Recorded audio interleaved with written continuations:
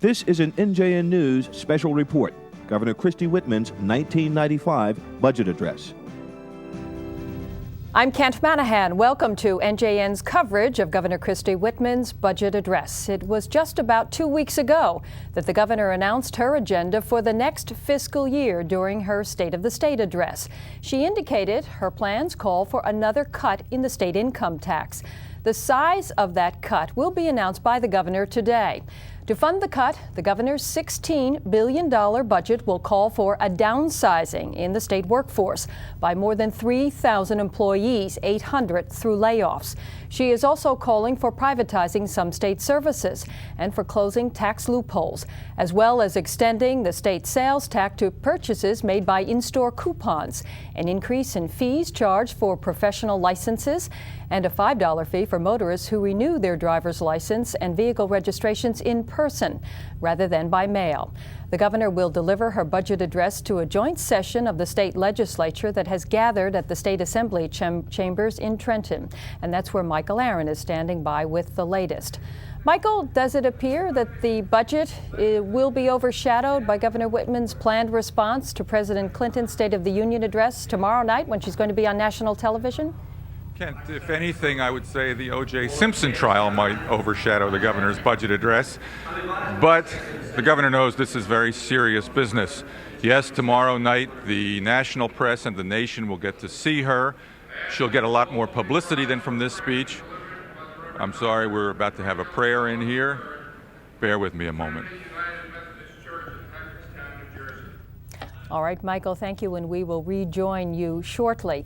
In the meantime, a brief introduction, if I could, to standbys here at NJN, our political analyst, Jim McQueenie, Democratic analyst, and Roger Waldman, a Republican analyst. And gentlemen, thank you very much for being with us this afternoon. You'll be with us throughout the afternoon as we listen to the governor's address. From your own perspectives, very briefly, because we will go back to Michael very shortly, what might we look for in this budget, Jim? I think everyone's looking to see how the tax cut is accelerated and whether if it was going to be a smaller tax cut as a prudent economic step or whether it will be bigger because of the pressures put upon Mrs. Whitman to be a national spokesman for the Republican Party in the response to Clinton's address. Roger, from your vantage point as a Republican, the party in control in the State House in Trenton, what might we look for the governor to really score big today? Well, this is a nuts and bolts speech, unlike the speech of 2 weeks ago, which was more of a vision speech, Kent. And I think that she'll talk about privatization, she'll talk about less government, smarter government, and she'll talk about the real nuts and bolts of running the state. And I think you'll see all sorts of interesting proposals in here, including the tax cut that we referred to earlier, hopefully accelerated. Of course, there was a briefing over the weekend for reporters in Trenton as to what this budget would include. So we've seen inklings of this in the weekend newspapers. And again, we're going to be brief because we will be going back to Michael shortly. But there is a lot of complication in this simple form, as the governor calls it, of her method of downsizing government. But it is very complicated for the general public to understand, isn't it? Well, I think it is. But there's the bottom line is the tax increase, the tax decrease delivery on that. Absolutely correct. That's what this governor is all about, is cutting taxes, Kent. But there's a different philosophy that took over in this budget as a function of this governor's taking office. In the past, they used to decide what they wanted to spend the money on and then found the money to do it. In this case, a very different culture. This governor said, here's the money we have to spend, and we're going to fit our spending plans to meet the revenues that are available. A very different attitude that's been part of a very different change in culture in Trenton by Governor Whitman.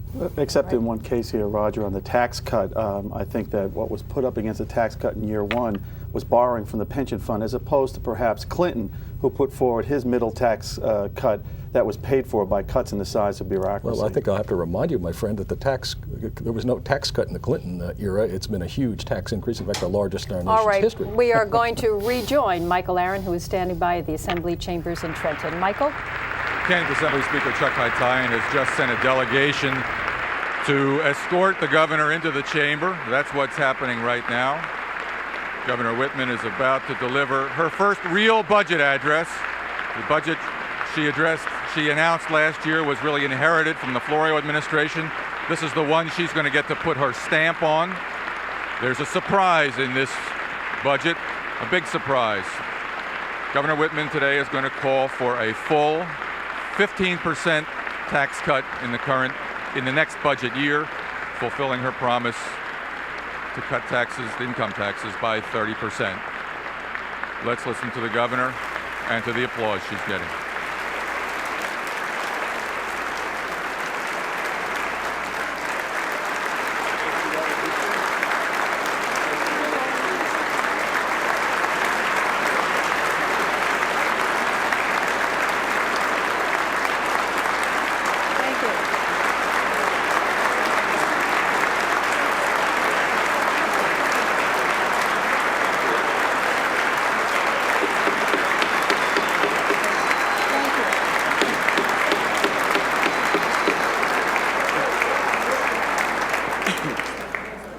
Let's go. Governor, before you start, I just want to say, along with the Speaker and, of course, many others here today, that we'd like to wish you all the best as you prepare for tomorrow night's national appearance. Your selection really is proof that the best of New Jersey is the best of the nation. Good luck.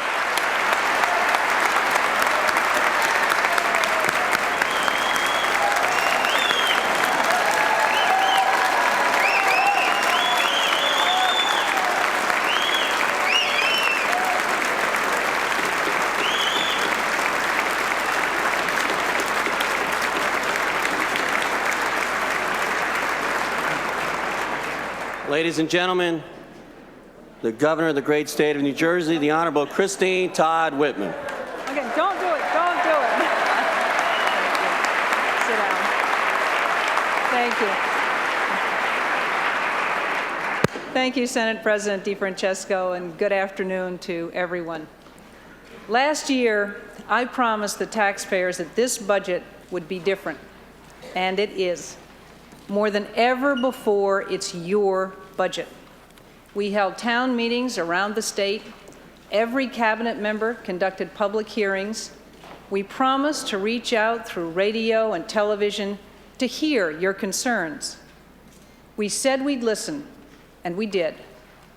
This $15.9 billion budget represents the hard work not only of our treasurer and his staff, but of thousands of people who aren't even on the public payroll. And I want to take this opportunity to thank you, mothers and fathers, teachers and truck drivers, secretaries and small business owners, for sharing your ideas with us. Your involvement matters, because as I said last year, the budget is a policy document. It is the roadmap of state government. Your input is essential in determining our direction and our destination. We are not through yet. On Thursday, I will hold the first ever televised statewide town meeting to get your comments on the budget. We are setting up an 800 number so you can call in your comments. And the budget summary and speech will be on the internet and in our public libraries by Wednesday. I hope you'll surf the net or scan the shelves and let us know what you think. I'm proud of this budget. It keeps promises. It uses common sense to invest our dollars and cents wisely, and it accomplishes a lot. It absorbs the enormous cost of taking over the county courts. It complies with the Supreme Court's ruling on school funding. It helps municipalities support education and provides for New Jerseyans in need. It reduces the state's reliance on one-shot revenues from $1.6 billion 2 years ago to $348 million this year, a 78% reduction.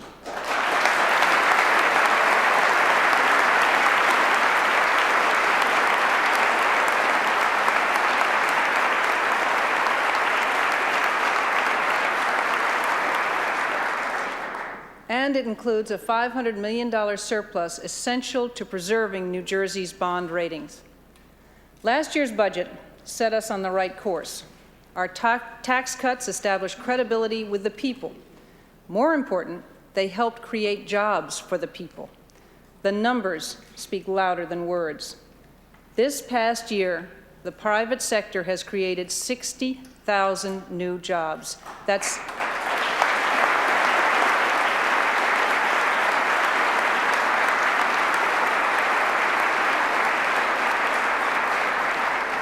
That's over 60,000 more New Jerseyans who are supporting their families and contributing to their communities.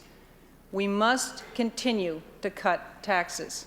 We are still competing for jobs and businesses with other states across the nation. Last year, I promised to cut the state income taxes by 30% over 3 years for most New Jerseyans. I said lower taxes would be good for the economy and good for our citizens. Today, we're halfway there. We have already cut income taxes 15% for most New Jerseyans. We have removed 380,000 lower-income citizens from the tax rolls entirely. And the tax cuts are working, even better than I thought. Our job growth has put tax revenues in the state coffers faster than we expected. So why wait to reinvest in New Jersey's future? Why wait to return as much money as we can to the taxpayers? Why wait until next year to keep a promise we can keep now? Today, I am asking the legislature to complete the 30% tax cut in this budget 1 full year ahead of schedule.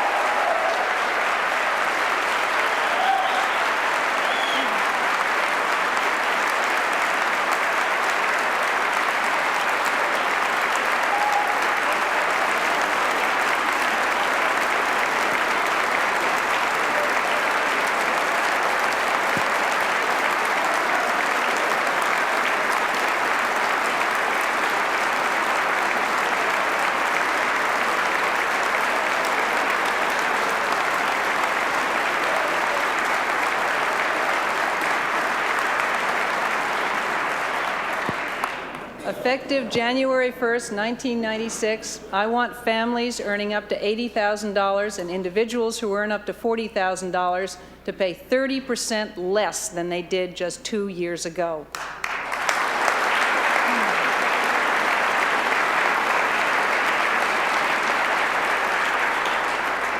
Families making up to $150,000 would pay at least 23% less in taxes, and families earning more would save at least 10%. I want all families to have more each year to spend, save, or invest as they see fit. And I want the same for business.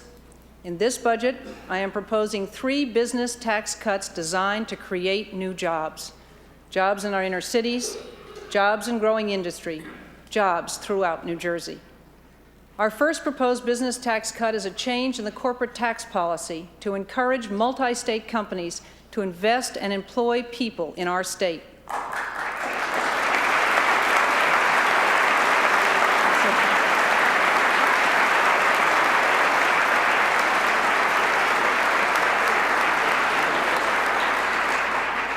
The other 2 cuts will benefit small business, which create up to 95% of our new jobs.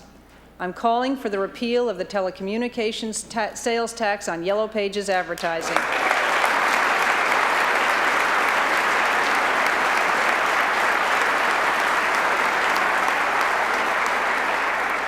I am also calling for a reduction in the corporate income tax rate from 9% to 7.5% for small corporations earning less than $100,000 a year. That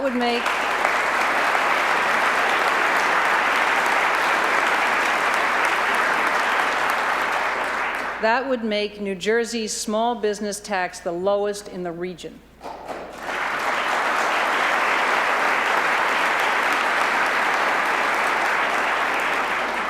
Of course, when it comes to cutting taxes, no group of lawmakers does it better than New Jersey's legislature. You established the trend before I ever arrived.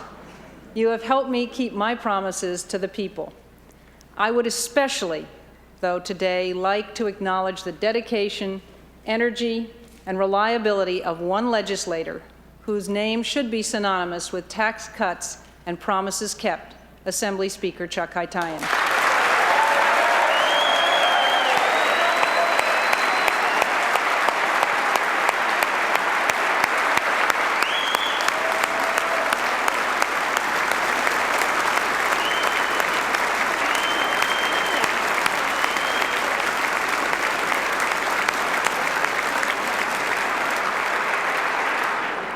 Chuck, you have made a positive difference in this chamber and in people's lives. since you and I won't work on another budget together, I couldn't let this occasion pass without thanking you on behalf of all the people of New Jersey for the superb job you have done as Speaker.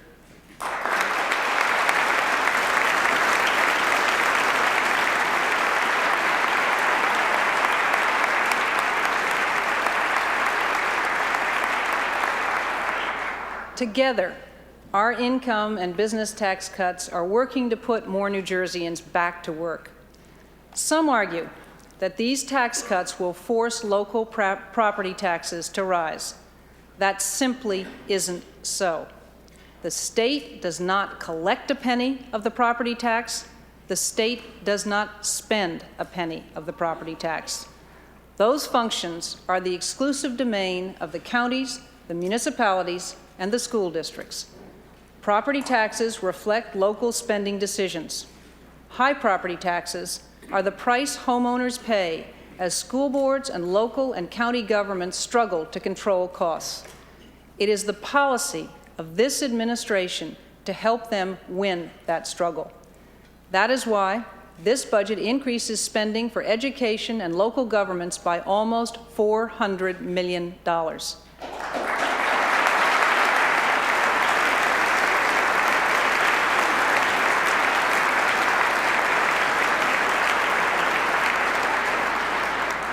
We also fully fund the Homestead Rebate Program for qualified senior citizens and the disabled.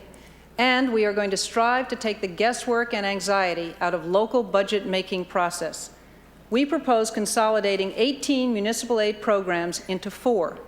Just as important, we will announce the distribution of both the Consolidated Property Tax Relief Fund and $85 million in excess gross receipts, not later, but now, before local budgets are introduced in February.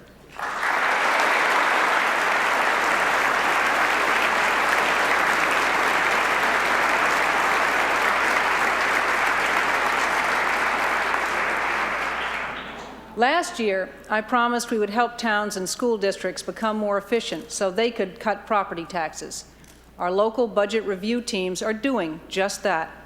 So far, they have found potential property tax savings averaging more than 10% in towns as diverse as Passaic, Willingboro, and Ventnor. We will eliminate legal barriers to regionalization so that counties, towns, and school districts can combine resources more easily. We can also make life a whole lot easier on the taxpayers by reforming the binding arbitration laws in New Jersey.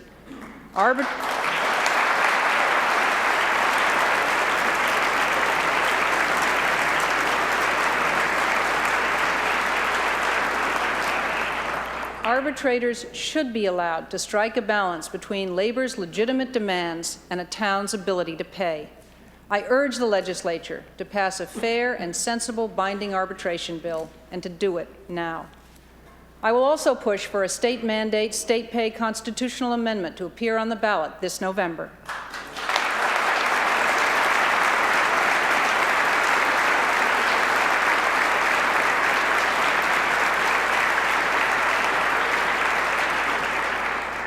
All these measures will help local governments to keep their property taxes down.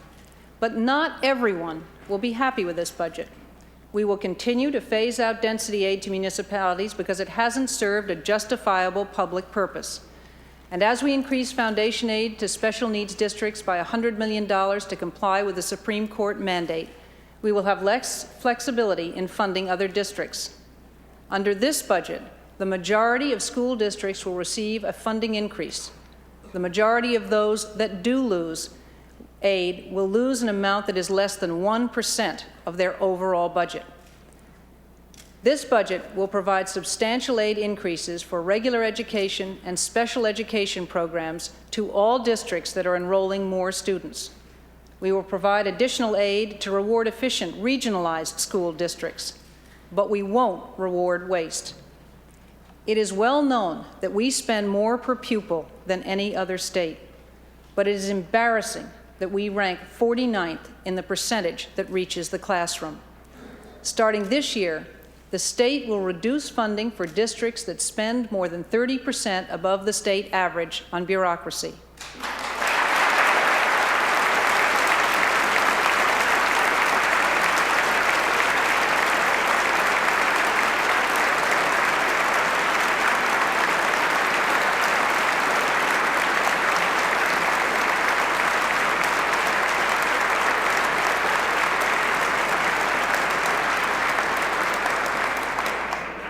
Our message to these districts is clear.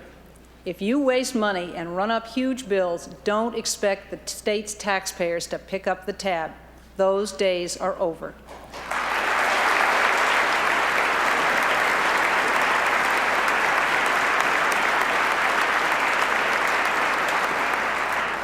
The policy governing every measure we take in education can be summed up in these 4 words: the children come first.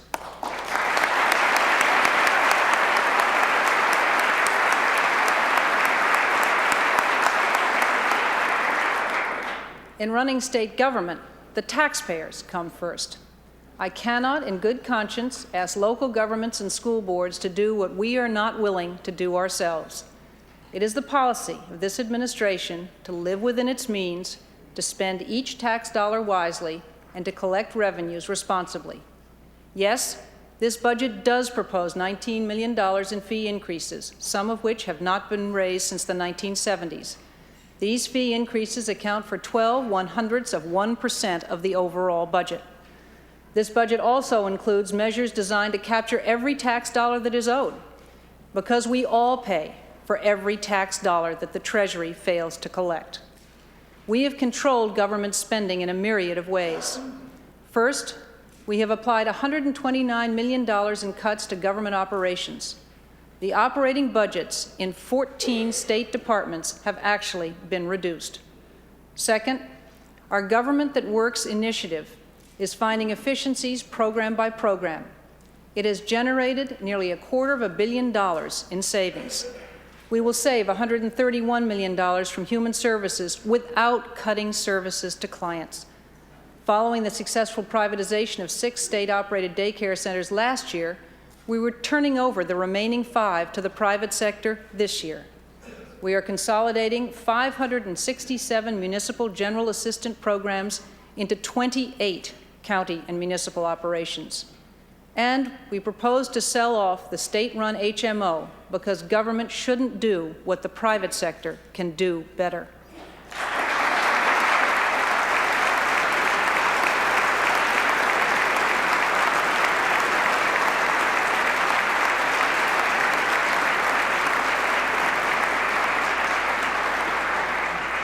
$46 million in savings have come from the Department of Corrections by such means as cutting overtime hours and reassigning officers from desk jobs to custody duty.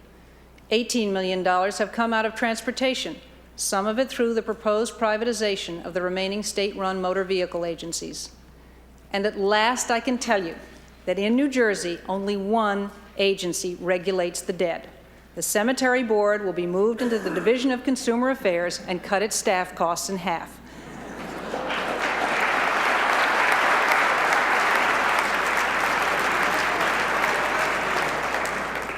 These savings and efficiencies are only the beginning.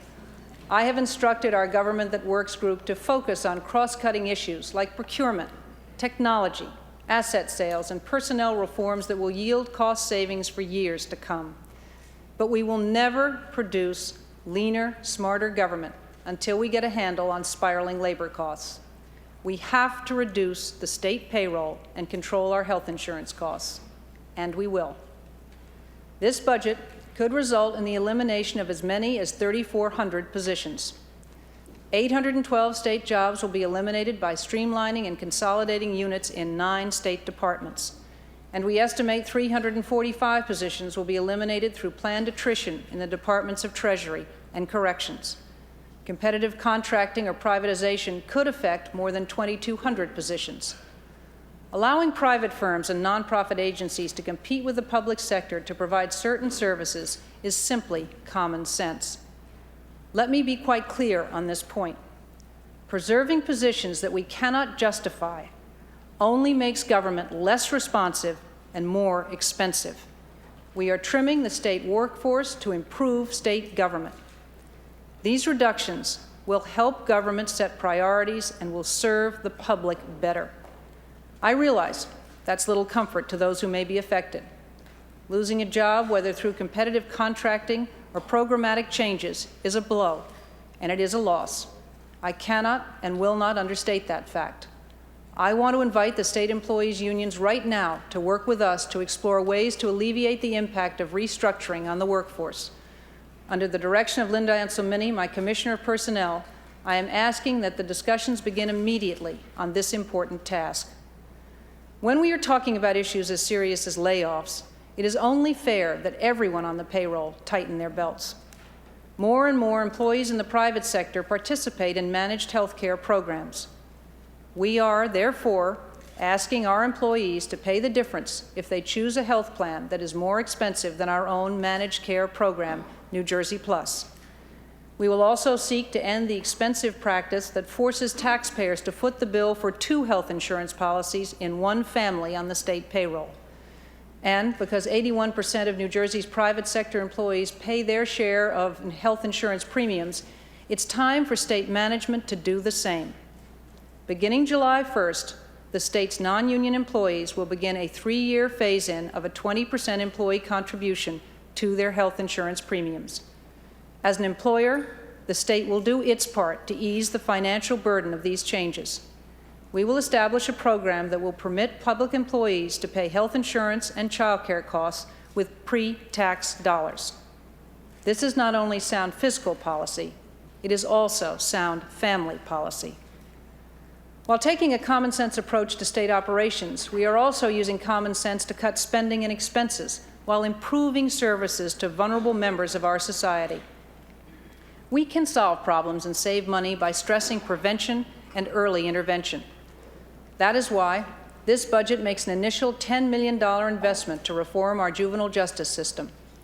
Now, for the first time, a new commission will have the authority to coordinate the entire range of services for juvenile offenders. Preventing juvenile crime and effectively intervening at the first sign of trouble will make our neighborhoods safer and our futures brighter. Moving our state's Medicaid patients into managed care makes sense because it will give them quality primary care and cut down costs and visits to emergency rooms. And the time has come to create the group homes and community programs needed to begin closing developmental centers and mental hospitals. This will give those who are ready the opportunity to live and work more independently in the community. We are not closing institutions to save money. In fact, I am asking the legislature to provide more than $8 million in bridge funds to help people with developmental disabilities and people with mental illnesses make this vital transition. At one time or another, each of us may need government to lend a helping hand. But we all need government to protect the air we breathe and the water we drink. We must keep New Jersey clean for our citizens today and for the generations to come. But we should not spend huge sums of money to protect the environment when we can get the same results for a fraction of the cost.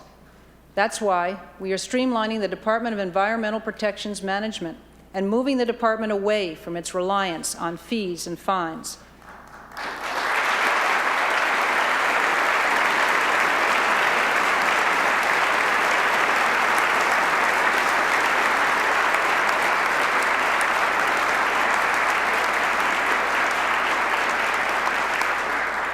That is why I fought so hard in Washington to find a less expensive and more convenient way for New Jersey to follow the Clean Air Act. I didn't see why taxpayers had to shell out $781 million for an untried emissions testing system just because it had the EPA's seal of approval. Because we convinced Washington to let us meet clean air standards our way, we have saved New Jersey's taxpayers $361 million and more aggravation than any motorist should have to bear.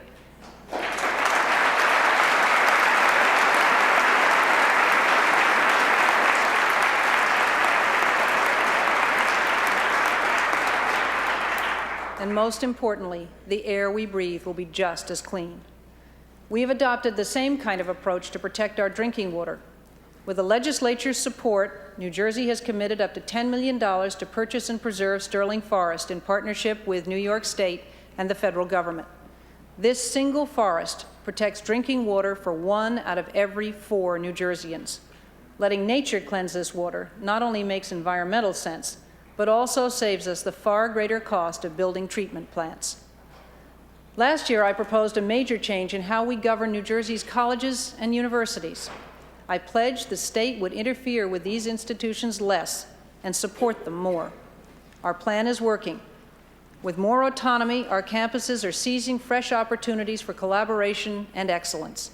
That's a credit to the college presidents and trustees, their faculties, and the students themselves. Today, we continue our commitment to those students. This budget increases higher education funding by nearly $41 million. It adds $1.8 million more to the Educational Opportunity Fund. We provide full funding for tuition aid grants for our neediest students. To help maintain classrooms and campuses, this budget includes the necessary debt service for the Higher Education Trust Fund. Most important, we are increasing aid to every sector, state colleges and universities, county colleges, and the independents, because we need every one of them to help move New Jersey forward. Just as we need to invest in our campuses for economic growth, we need to assure continuance of the Transportation Trust Fund to preserve and enhance our infrastructure. An additional $3.5 billion over the next 4 years will meet the needs and demands of a growing economy well into the next century. It holds the line on New Jersey transit fares. It invests in federal clean air standards. It includes $50 million additional every year for municipalities and counties, and it helps fund 250,000 jobs.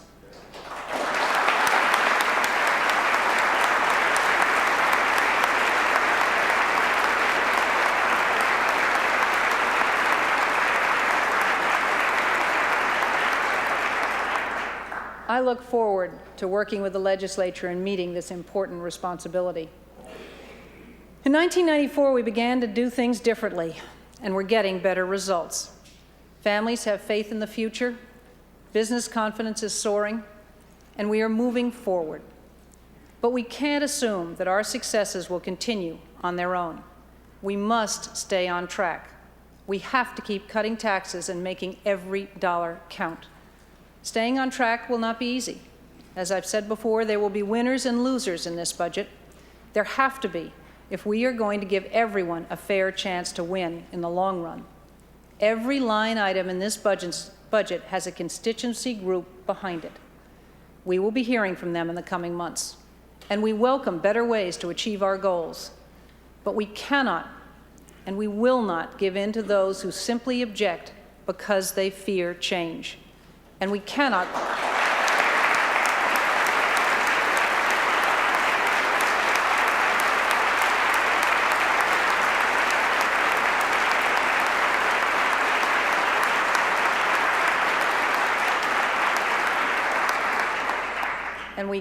put dollars back in the budget to support programs that do not belong there or that have been badly managed. We built this budget to support the principles upon which I was elected. We will be frugal and spend your money wisely, not to make government bigger, but to make government better, and to give you and your families more control over your own lives. This budget keeps our promises.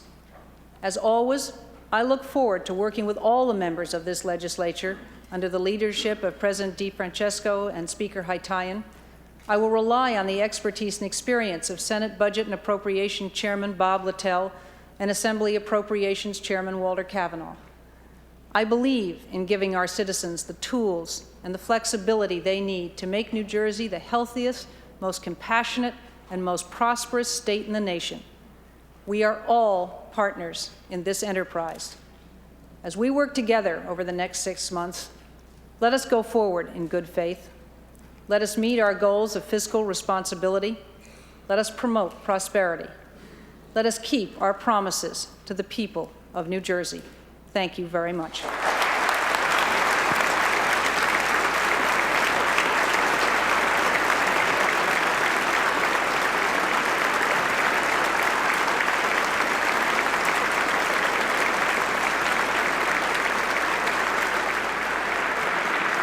Governor Whitman stating in broad terms what her budget planners spelled out in greater detail over the weekend to the press, that she wants a budget that will grow by 3%, keeping pace with inflation. In fact, her people argue that it would be less than the previous year's budget, were it not for some extraordinary spending items.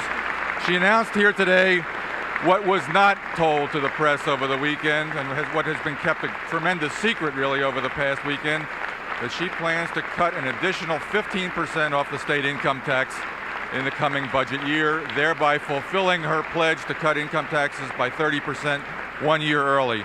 The governor also talked about holding property taxes down, said she's going to be putting $400 million more into school aid and municipal aid, therefore local taxes should be held down, and she implored local governments to do as the state is doing and keeping its belt tight.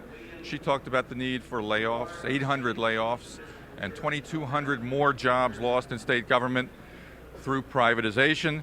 And she talked about various program cuts, but we're going to see more about what programs are cut when the actual budget document is delivered later this afternoon. Kent, back to you.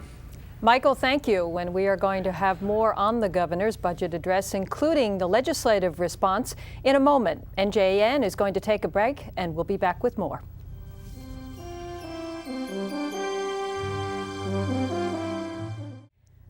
Welcome back. I'm Kent MANAHAN. Governor Whitman has just finished delivering her 1995 budget address to a joint session of the state legislature in Trenton. And joining us now from NJN's Trenton studios for some insight on the governor's budget address are NJN's two political insiders, Republican Roger Waldman and Democrat Jim McQueenie. Gentlemen, you were here. You heard the speech. In my opinion, it was a budget address directed directly to the people of New Jersey, very straightforward, touched on many areas of state government, and of course calling for the 15% tax cut in one fell swoop, the final delivery on the 30% promised tax cut to be effective next January. And the governor summed it all up by saying that this budget was an opportunity for residents of New Jersey to control their own lives, with what she said in this address. Your reaction to the address and to the 15% cut? Jim, well, I think one of the things is, you touched on it, Kent, the simplicity of the message that the governor is giving in political terms is about the best you can get. We're giving you money back. I think one of the things also, there's political risk in this for her. It's a good thing to be taking, surely, but the political risk is that by doing this, she's basically rolling the dice full for this term here. She's going the whole hog on that cut, and she's relying to pay for that tax cut, Roger, on basically the economy recovering. The last two governors to do that were Brendan Byrne and Tom Kean, who took bold steps, and then in both cases, the economy did come back and help them out. The one who it didn't come back if they took a bold step, or if he did, was Jim Florio. So, yeah, but Jim, I mean, again, without getting into this debate on taxes, Jim Florio raised taxes. This governor's cutting them, you know? And it's a rather fundamental difference, which I understand that you can appreciate. The bottom line here, Ken, is this was vintage Christy Todd Whitman. It was the plain speak style that New Jersey has come to know and love. She talked about smaller, smarter government, obviously cutting taxes, about tough on expenditures. Words like frugal and fiscal responsibility were laced throughout this speech, and it is clearly, you're absolutely right, dedicated directly towards the people. She was not speaking so much to the New Jersey legislature, obviously she was directly, but she was speaking directly to the residents of the state. Jim raises the point that this perhaps is a gamble, as the Democrats have observed in this whole process of cutting the state income tax. Mm-hmm. How much of a gamble is it, though, I don't in think your it's estimation? a major gamble at all. But New Jersey's unemployment rate still lags behind. Yes, but it's going down in the right direction. 60,000 new jobs. The rest of the nation, I would say, not our neighboring states. This budget projects over $500 million in new revenues, just as a function of the increased economy. Jim, when we were here a few weeks ago on the State of the State, was complaining that she hadn't cut enough employees. Remember that, Jim? Well, 3,200 employees now coming out of this thing, supposedly, down through privatization and other things. The bottom line is she is spending just as much time on the expenditure side. That's how you pay for tax cuts, not just Roger, one of the subtle. Meaner government? It is leaner. It is meaner. It's smaller. It's smaller. And at the local level, we'll see how mean that is when you're missing the things that you're used to. But one of the muted ironies here, the political ironies, just as she's ready to give the State of the Union response to Clinton, is that this tax cut and the bet to roll forward on this, that the economy is going to improve. You got to remember who's at the helm of the improving national economy that this is dependent on. Bill Clinton. That's one of the unspoken things I like to see on the State of the Union response. What credit might be given to that, because you would not take this gamble here on a state tax cut this boldly if you weren't sure that the economy was going to recover. Jim, if Washington were doing the same thing she was doing, Bill Clinton's ratings would be in the 60 and 70%, just like hers are. The fact is that he's that raising tax cut taxes. in Washington is being paid for by cuts in the federal government, right? I don't see the ad up here on the tax cut here paid for. You perhaps are in a different world than I, but President Clinton had the biggest tax increase in history, and he hasn't cut spending whatsoever. She has cut taxes and cut spending, and that's what is politically popular and financially responsible, and that's why she's doing so well in my view. I don't see it as a gamble. You do. This message did appeal directly to the people, as you indicated, Jim, in that it was straightforward and talks about tax cuts, and obviously everyone would be in favor, it would seem, in terms of residents in this state to pay less in terms of taxes. Right. But I'm being told that we are going to go to the legislative response back in Trenton with Michael Aaron shortly, but we just have a little bit of time left. And we talked about the gamble of this and how much it is going to cost New Jersey in terms of this tax cut. And what about property taxes and the concern that residents have? How real are those She concerns? made a very specific point. The state does not collect property tax. The state does not spend the property tax, Ken. She's putting in a whole bunch of new money for this, including taking over the court costs. And challenging the local municipalities, the school districts. She said specifically school districts with big bureaucracies are going to get less aid. We're not going to pay for all these superintendents and assistants and all this other stuff at that level. She is on the right track with that. Is it, very briefly, Jim, before we go to Michael Aaron, is that possible to do at the municipal level? To make up for these cuts? To make up for these cuts and hold down property taxes? In fact, the challenge that the governor is putting, which is not so much of a gamble, is putting it to locals to say, hey, listen, it's not coming from the feds, it's not coming from us, and frankly, it's not going to be coming from you in tax increases to make up for it if you want to get reelected. All right, gentlemen, we are going to return to more analysis after we hear the legislative response to Governor Christie Whitman's 1995 budget address. We are going to rejoin Michael Aaron, who is standing by at the State Assembly Gallery and has that legislative reaction. Michael? Kent, that's right. I'm here with 4 members of the Assembly and the Senate. 3 of them are budget officers, and 1 is a deputy leader. I have Deputy Speaker Jack Collins of the Assembly, and Assemblyman Joe Roberts, who's the Democratic budget officer in the Assembly. And here I have Senator Bernie Kenney, who is the Democratic budget officer in the Senate, and Republican Bob Littell, who is the chairman of the Senate Appropriations Committee. And I think quickly we should go down the line here and hear what each of you in 15 to 20 seconds would say about Governor Whitman's budget. Joe Roberts. Michael, the difficulty is that the governor is cutting taxes, but she's cutting the wrong tax. Property taxes are the problem here in New Jersey. And we saw last year when the governor had her income tax cut, that the average New Jerseyan saved about $40 in the income tax cut, but paid over $170 more in property taxes. So that's really what the governor should focus upon. And anything that she does as a matter of this budget that results in higher property taxes, she has to take responsibility for. Well, maybe we'll get a little debate going on that point. Meanwhile, Jack Collins, what did you think of this budget? What do you think of this budget? Well, I think that once again we have a governor stepping up and doing what she said she'd do. Senator Roberts mentions about property taxes, income tax. Governor Whitman ran on a 30% cut in income tax. The people of this state said, we want you, Governor Whitman, that's what we want. She now has offered that up in 2 years, a 30% cut. She's also kept funding municipalities, level funding of schools, more money put into various programs. This, at first blush, and when we see the details, we'll know for sure, looks like Christie Whitman once again has shown why she's one of the nation's leaders. What do you say to that, Bernie Kenney? Well, let's think a moment about this. The governor has reduced the income tax, which reduces recurring revenue to the state by $1.5 billion. Yet this budget raises spending by $1 billion since Governor Jim Florio left the State House. $1 billion more, yet reducing by $1.5 billion in recurring revenue. How does she pay for it? She pays for it with this, credit She's paying for it by borrowing money, Transportation Trust Fund, $750 million, $2 billion of underfunding the state pension, and $250 million of additional taxes, costs, and fees over the last 2 years. That's how the governor's paying for it, with a credit card. Bob Littell, what do you think of this budget? I think it's outstanding. Her speech was outstanding. It's good news for the citizens of the state of New Jersey. She's cutting taxes, cutting spending, increasing money for education, providing the essential services, and in reality, doing everything that a governor ought to be doing for the citizens of this state. Well, not surprisingly, we've gotten a fairly partisan reaction to this budget.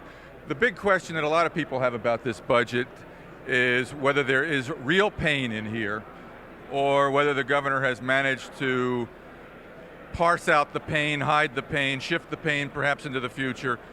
Let's have a little debate on this subject. Is there real pain in this budget? The pain is being deferred because she's borrowing money and because she's using the people's money to pay for her budget. It would be like if I gave you my credit card, Michael, tonight, and you took everybody out to dinner, and then you give me my credit card back, and then you don't even have to pay the bill. That's what's going on here. There's no pain for you in using that credit card and taking everybody out to dinner, but there's pain for me when the bill comes due. The bill's going to come due in the form of higher property taxes.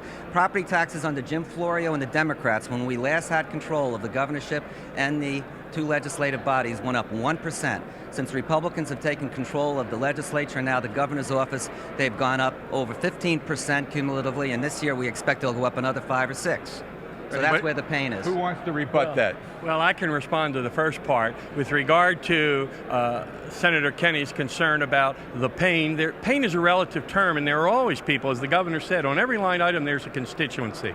But what the senator said is what will happen in the future. I've been hearing that the last 3 years. The Republicans have controlled the legislature. We've been hearing this from the minority party. When we cut $1 billion from Governor Florio's budget, we heard that the sky was going to fall in on New Jersey. Here we are 3 years later, the economy expanding, more money than ever before going to schools, to municipalities, and it's this kind of rhetoric that doesn't do anything good for government. Christy Whitman has presented a fair, good budget, and we'll see how it fares as it moves through the process and where the votes come. Joe Roberts, you talked about property taxes. The governor in her remarks talks about increasing local aid, $300 million more to schools, $100 million more to municipalities.